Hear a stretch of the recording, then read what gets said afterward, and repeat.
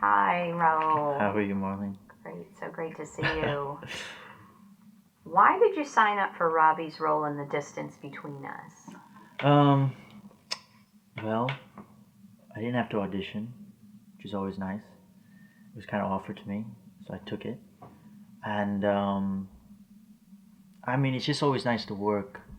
I think as an actor, you're always eager to work because sometimes the opportunities are sort of few and far between. So whenever you get a chance, you just jump on it. And this was an opportunity for me to get some more experience, play around a little bit, get more comfortable with myself as an actor and in front of the camera. How did you get comfortable with this character and know who he was? You just kind of spend a lot of time with the script. That's about it. Lock myself up in my room and then play. You know, that's about it. That's really all I do. And I kind of played him very close to myself, um, as much as I could. So I indulged whatever I could for myself in every scene, I guess. What did you think of Robbie's version of yourself? I mean, again, we're very similar in a way. Um, uh, just kind of use myself, really. That's it. Nothing, anything special. No method acting. Nothing like that. Was it challenging to find the right balance in the character? No. I kind of knew who he was, and I just did it, went for it, and then whatever happened, happened. I haven't seen the film because I'm just afraid, insecure, and I just don't like to watch myself. So whatever's on the camera, whatever's sort of on film is whatever's there. At the time, it felt right when I was doing it, and that's kind of how I work. What were the challenges of shooting out of continuity and finding your place? I mean, you get kind of used to it doing film work. Um, that's just generally how you shoot films is out of continuity. So I guess the rehearsal process is very important, and making sure you know what's going on in every scene, you know where you're at in the story, you know what time of day it is, what every sort of detail, and again, you just kind of go and play. What was your favorite scene or performance in the film? I enjoyed shooting. There was a scene between me and Leah, plays Mega. Here, I think we shot upstairs. Um, the dining room scene where I think I've just uh, brought her home from the train station, and she's talking about her life and how she's failed and all this stuff. And I thought the way we shot it was just I don't know, it was a lot of fun when we did it. It was very simple, and sometimes the simplicity is much more interesting to watch. What was the most challenging scene for you in this film? They're all kind of challenging. There's no such thing as sort of an easy scene. Even the simple ones where you're just saying hi, or you're saying no, you have one line, or you don't have any lines at all. It's kind of sometimes a little more nerve wracking because you're sort of worried about what you're supposed to do. But if instead you just shut your mind off and just kind of live where you're, in this moment, whatever it is, it can be just very interesting. So every scene sort of poses its own challenges, and you just have to get through it somehow. But it's always fun. It's always interesting. You're kind of in free fall. You never really know what's going to happen. Did you ever think that you could have done a bit better in any way in Robbie's role? No, I was perfect. What's your experience working with actresses Leah Kavita and Ariane Malin? Um, it was very nice. It was a lot of fun. I think I spent a little more time with Leah. I think we had more scenes together. Um, but both of them, I mean, we all traveled together, so we all got to know each other, which was great. But both are very fine actresses. I think both can go a long way. And honestly, I just wish them the best. I haven't seen them in a while. So if they do see this, I hope they're doing well. Did you ever feel like you would have preferred to have done a particular scene differently? I mean, once it's done, it's done. There's really nothing you can take back. Uh, I think always sort of at the end of the day when you're in your hotel room, sort of sleeping, you kind of think of the day and you're reflecting on it. You always think, okay, maybe I could have done this, I could do this, I could, you're always trying to nitpick, but it kind of doesn't get you anywhere. It's sort of, if you think less and you just do more, it's sometimes a little better. But there are always things you wish you could do better. But it's unnecessary to think like that. You What is it like working with the director, Shandu Yaram? It's nice. It's a lot of fun. Uh, I enjoyed the fact that he kind of let me do what I wanted to do in terms of acting the character. He allowed me to improv a lot, which was nice because I like to do that. But he kind of just left me alone and let me do what I want, and it gives you a lot of creative freedom, which is always nice. How many movies have you done so far? Well, this is my second feature, and then a little bits here and there. You always look so great. Are there any hidden secrets? How do you stay in shape? I don't. Uh, I eat tremendously, a lot, too much maybe. Um, and a lot of fitness advice that I get from my brother, I don't really heed, but I should. Um, but I don't know. I just try to stay physically active, dance, tennis, swimming, anything really. But I'm very lazy. I am. What role would you love to play, or what role will be your dream role? Mm, um, I've always enjoyed it. This is gonna sound a little morbid, but I don't know if you've ever seen American Psycho. It's a great film with Christian Bale. If I could ever do a film like that, that would be nice. Um, but anything really that I'm afraid of, I think is important to do. Challenges and to sort of stretch yourself, I guess, as an actor is really important. Because there's no way you can ever get better if you don't sort of do things that you're afraid of and take it on as a challenge. So anything along those lines, which is a lot, so I have a lot to do. Any idea what your next movie is going to be about? No idea. But I'm in a play right now, Death of a Salesman, which I'm really looking forward to. This is my first theater experience, and really having a good time rehearsing for that. So I'm really looking forward to that. It's in a couple months. So. Mention any special recognitions or awards that you have received for your acting skills. I won an award a few years ago for Best New Talent at the London Asian Film Festival in London. But besides that, no, nothing. What kind of roles do you prefer? Anything that sort of interests me at the moment, you know.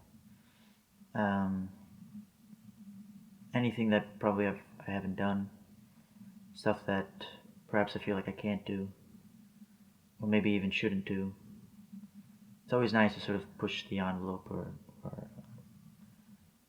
do roles that not many people can see you doing. And when they hear that you're doing it, they kind of go, oh, okay, yeah. And then you sort of do it, and then hopefully prove them wrong, then, or you prove that you're versatile enough to get away with it. Give me a few tips to be a successful actor. Because if you want to do it, just do it. It's really doesn't have to be more complicated than that, I guess. Who is your favorite actor? If I had to pick one, Marlon Brando or Al Pacino or Robert De Niro. I mean, there's so many, so I can't really pick one. Any actor that's sort of um, done a lot of different types of work, versatile work. You know, actors that sort of are more interested in the work itself than, I guess, becoming famous or making money, or the actors that sort of do the work and sort of just keep their mouth shut and move on, and then keep going, and then they there's a lot of respect that I have for actors like that. Anything that's very powerful. If you can garner people's respect as an actor, not only the people watching the films, but the people who make films and act, your colleagues, so forth. I think that's a really powerful thing. Something I'm striving for. What advice would you give to young children who want to act? Again, I don't know if my advice holds any weight, but I would say it's as simple as, I mean, my dad always tells me, you just discipline yourself. You have to make sacrifices, even the simplest pleasures. And you just have to work extremely hard, and you have to be willing to really, in a good way, suffer. Because there's a lot of, you hear no a lot. Rejection, all that stuff. And knowing it is half the battle, but going through it is completely different. So when you go through it, that's when you start getting, maybe desperate, discouraged. But you cannot get desperate or discouraged. If you have a real belief in what it is you're doing, then you have to just keep going, regardless of what happens. That's as much as I can give right now. And I liked how you talked about how challenging it is, because that kind of like drives you to do your job. Yeah, I mean, it can be a lot of fun because, every experience is going to be different. Even though it's the same sort of, you're making films or you're doing stage or whatever, the movies themselves change, or the characters themselves change, the world that you're sort of in for that one film is completely different than the one you did before. So you're sort of living a different life in a way. And you get to play around with, if you do play around with like fake guns, that can be fun sometimes, It's a different experience, is what it is. But it's fun when you're working. It can be a little, at times discouraging when you're not, because you're sort of just waiting. It's a real testament to your patience, I think. It's one aspect of the work that we do, and it can be brutal in that way, but it can also be very rewarding, because you get a lot of attention. People think all of a sudden, because you work in front of a camera, you're some sort of a star or celebrity, which I think is odd, because I don't do anything different than anybody else. You used to work corporate, that's your job, this is my job. We're trying to make a living, and that's it. Trying to feed the mouths that we have, including ourselves.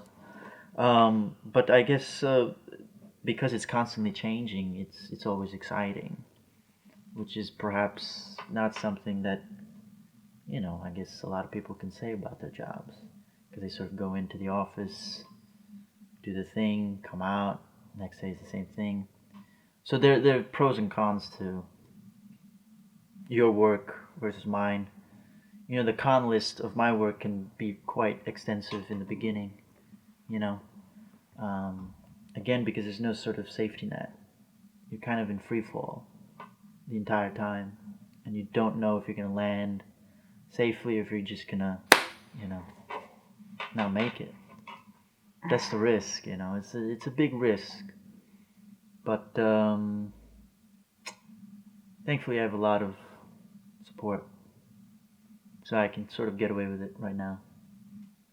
Um, Not many people do, so I sort of count my blessings in that way. A lot of support from my family, from friends, professors, you know.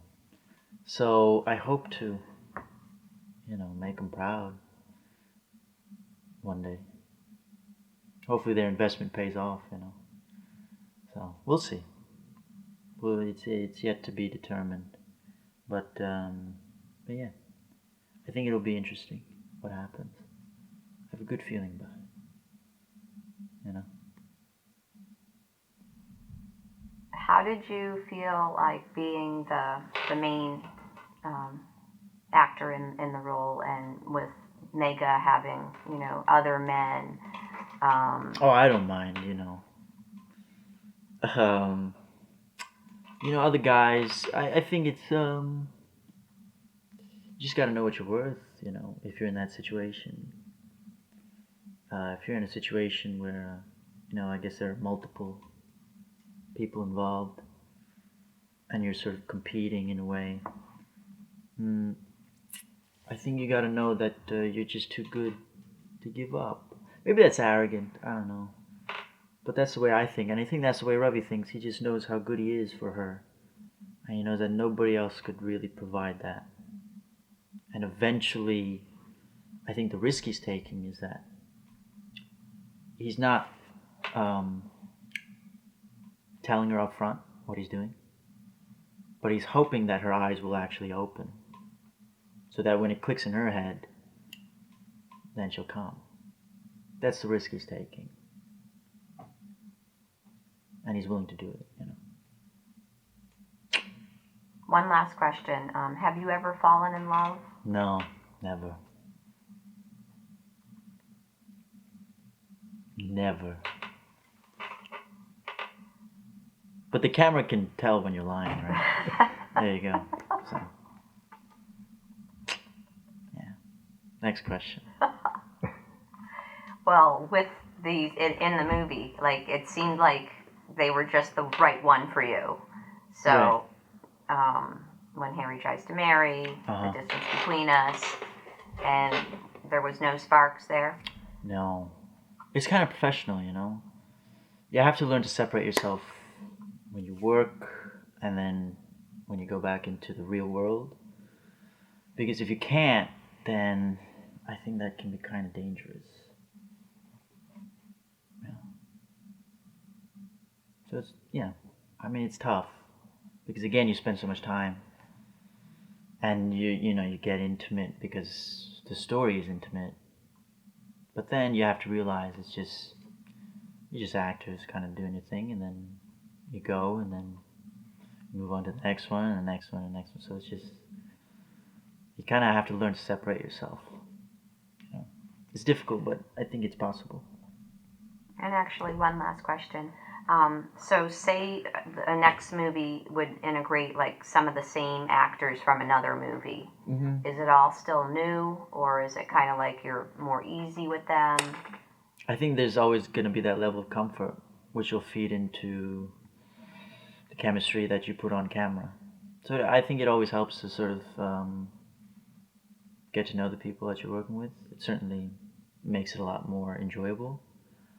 I don't know if it's necessary, but yeah, I mean, if I had to work again with one of the actors, I think it would certainly help knowing them prior, and then working again.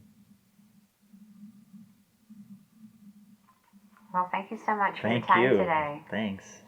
It's a lot of fun. You're welcome. Awesome.